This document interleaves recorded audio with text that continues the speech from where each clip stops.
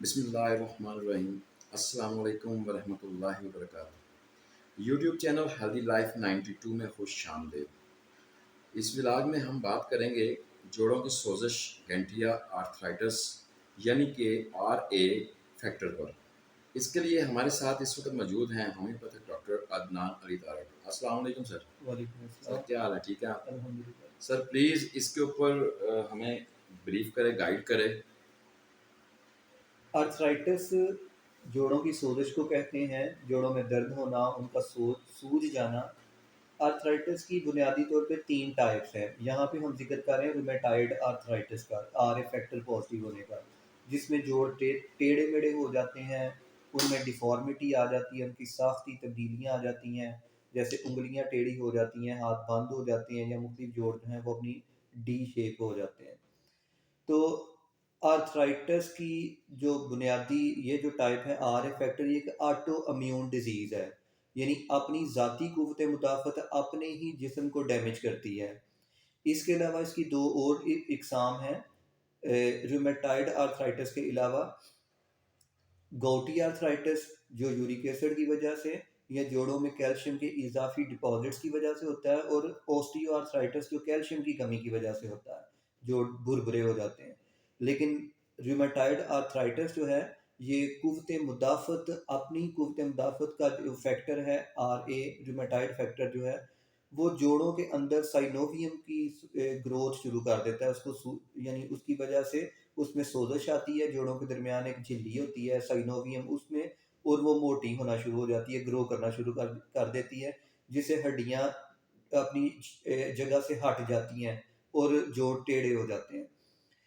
عموماً یہ وراثت میں سپریسڈ امیونٹی کے کیسز میں، یعنی کسی وجہ سے امیونو سپریسنٹ کھائے ہوں ان کی وجہ سے، یا مختلف بیماریوں کی سیکنڈری ایک ٹائپ کے طور پہ، یعنی جس طرح اس کے بعد سوریاسس ہو سکتا ہے، وہ سکین کے اوپر سے چھلکے اترنے کا مرض، اور سوریاسس کے بعد یہ ہو سکتا ہے۔ اسی طرح الرجی کے بعد الرجی میں امیونو سپریسنٹ کھانے کی وجہ سے امیونٹی جب ڈس آرڈر ہوتی ہے، اگریسو ہوتی ہے، تو اس میں جو کمپلیکیشنز آتی ہیں اس میں RA فیکٹر پازیٹیو ہونا بھی، یا کسی ابیوز ڈرگس کی وجہ سے، یا یہ نیند کے پورے نہ ہونے کی وجہ سے، وراثت کی وجہ سے، ہارمون امبیلنس ہونے کی وجہ سے، اکثر خواتین میں جو پریگنینسی کہیں درمیان میں رک جائے، ختم ہو جائے، تو اس کے بعد اس کا پازیٹیو آنا پاسبل ہوتا ہے۔ مطلب اس کے بہت طرح کے کیسز میں جب کیس ٹیک کرتے ہیں تو ہسٹری میں کچھ مختلف نوعیت کی وجوہات ملتی ہیں،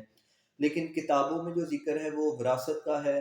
اس کے بعد یہ امیونو سپریسنٹ کی وجہ سے ایک اس پہ اسٹڈی چل رہی ہے، اور حدیث میں اس کا حوالہ کہیں میں نے پڑھا تھا، شاید خالد محمود غزنوی صاحب کی کسی بک میں، کہ جن لوگوں کو گینٹیا ہوتا ہے ان کو بچپن میں ناک کان گلے کا انفیکشن چل رہا ہوتا ہے بچپن سے، مطلب کہ یہ الرجی والے کیسز میں اس کے چانس زیادہ ہوتے ہیں۔ تو بہرکیف مختلف وجوہات ہیں، اور زیادہ تر کہا جاتا ہے کہ یہ ان نون کازز پہ بھی ہوتا ہے۔ جب جوڑ ٹیڑھے ہو جاتے ہیں تو ان کے اندر سے سائنوویم نکال کے ان کو سیدھا کیا جاتا ہے۔ RA فیکٹر نیگیٹو کرنے کے لیے ہومیوپیتھک طریقہ علاج میں اس کے لیے پراپر میڈیکیشن ہے، پراپر ٹریٹمنٹ ہے، جس سے امیونٹی ریگولیٹ ہو جاتی ہے اور آہستہ آہستہ RA فیکٹر نیگیٹو ہو جاتا ہے، سمٹمز ختم ہوتی ہیں، RA فیکٹر نیگیٹو ہوتا ہے، پھر آہستہ آہستہ ڈیفارمیٹی جو ہوتی ہے، جوڑوں میں ٹیڑھا پن جو ہے وہ بھی بحال ہونا شروع ہو جاتا ہے، یا پھر اسے سرجری کے ذریعے کاٹ کر اس کو پتلا کیا جاتا ہے، جس سے جوڑ دوبارہ اکثر اپنی تقریباً اصل حالت میں واپس آ جاتے ہیں۔ اور عام طور پہ اس کو لا علاج مرض کہا جاتا ہے، یعنی رائج الوقت طریقہ علاج میں اس کو لا علاج کہا جاتا ہے۔ ٹرائل بیس پہ اس پہ کچھ نان اسٹیرائڈ اینٹی رومیٹک ڈرگس جو ہیں وہ اپلائی کی جاتی ہیں، ان کا ایک گروپ ہے جن کا ایک ایڈوانس جو گروپ ہوتا ہے جو کیموتھراپی میں استعمال کیا جاتا ہے، اسی طرح اس کے لیے اسٹیرائڈ اپلائی کیے جاتے ہیں۔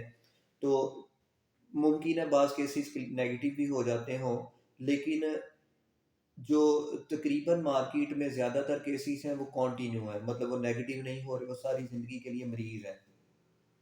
ہومیوپیتھی میں نے اپنی پریکٹس میں تقریباً 20-22 سالوں میں کوئی 3-4 کیسز کے نیگیٹو ہوتے دیکھے، اور کچھ کیسز میں کچھ کمی آتے دیکھی، اور زیادہ تر کیسز جو ہوتے ہیں وہ پیشنٹ درد کی شدت کی وجہ سے انتہائی ادویات کے عادی ہوتے ہیں اور وہ ان ادویات سے جان چھڑانا ہی نہیں چاہتے، وہ انہیں پہ زندگی گزار رہے ہوتے ہیں۔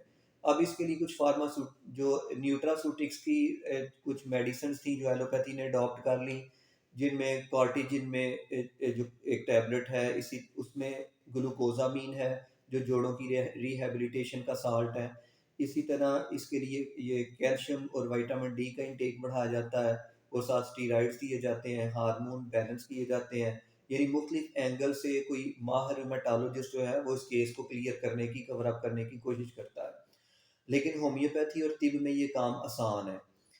اب اس میں تقریباً ان سالوں میں یہ دیکھنے میں آیا کہ چھوٹی عمر کے بچوں میں بھی یہ پازیٹیو آنا شروع ہو گیا، بچیوں میں خصوصاً۔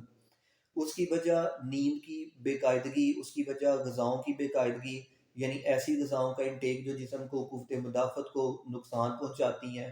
بچوں میں بڑھتا ہوا ناک کان گلے کی الرجی کا ٹرینڈ اور اس کے لیے میڈیکیشن، یہ بھی اس کی ایک وجہ موجود ہے۔ اسی طرح ہارمونز پہ اثر انداز ہونے والی غذائیں یا ادویات، وہ بھی اس کا جو وجہ بن سکتی ہیں۔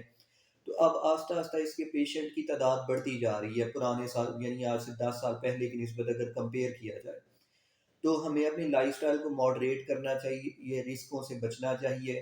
جوڑوں میں اگر جوڑ سوجنا شروع ہو گئے ہیں تو فوری طور پہ آر اے فیکٹر ٹیسٹ کروانا چاہیے، اور کسی ماہر ہومیوپیتھ ڈاکٹر سے، ماہر طبیب سے یا ماہر ریمیٹالوجسٹ سے اس کو کنسلٹ کرنا چاہیے۔ اور اس کے لیے اگر فرض کیا ریمیٹالوجسٹ کی ادویات کی 6 ماہ کی اپلیکیشن سے یہ نیگیٹو نہیں ہوا، تو پھر ساری زندگی ایڈکشن کی بجائے اور دوائیوں پہ ڈیپینڈنٹ ہونے کی بجائے متبادل طریقہ علاج کی طرف رجوع کر لینا چاہیے، تھوڑا سا رسک لے لینا چاہیے، اور اللہ کے فضل سے انشاءاللہ یہ نیگیٹو ہو جاتا ہے۔ اور اس کے لیے جو غذائیں ہیں، جیسے حدیث شریف میں آتا ہے کہ انجیر کے متعلق کہ انجیر کھاؤ یہ گینٹھیا کو شفا دیتی ہے۔ اسی طرح ہلدی کا استعمال اس کے لیے بہت مفید ہے، ادرک کا استعمال اس کے لیے بہت مفید ہے۔ سلاد، سبزیاں، پھل جو جسم کو الکلائڈ کرتے ہیں، ایسیڈوسی سے نکالتے ہیں، وہ بھی اس کے لیے فائدہ مند ہے۔ بہت شکریہ ڈاکٹر صاحب، آپ نے بڑا ڈیپلی بتایا۔ اللہ آپ کو اس کے لیے جزائے خیر عطا فرمائے۔ اور اسی کے ساتھ اس ولاگ سے ہم آپ سے اجازت چاہیں گے، اور جاتے جاتے وہی چھوٹا سا ہمارا میسیج ہے کہ ہم سب کو چاہیے ہم 5 وقت 5 نماز قائم کریں اور نبی کریم صلی اللہ علیہ وسلم پر درود پاک پڑھیں۔ بہت شکریہ، اپنا خیال رکھیے گا، دعاؤں میں یاد رکھیے گا۔ اللہ حافظ۔